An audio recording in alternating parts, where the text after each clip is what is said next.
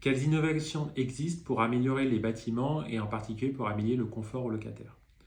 On peut dire qu'aujourd'hui, dans la construction neuve, beaucoup de choses ont déjà été réalisées. La plupart des constructions neuves ont été pensées avec des climatisations intégrées, de la basse énergie, etc.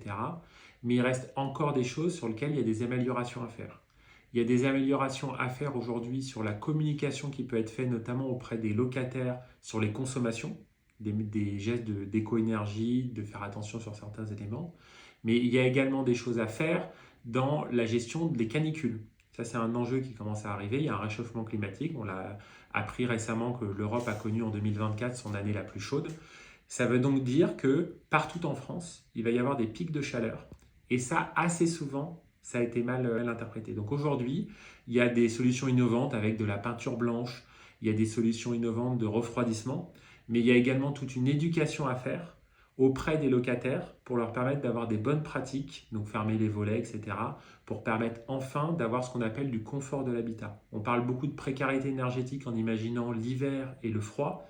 Je pense que demain en France, l'enjeu, ce ne sera pas le froid, mais ce sera la pique des chaleurs et comment on arrive à gérer ces pics de chaleur avec notamment une réflexion qui mêle le bailleur et son locataire.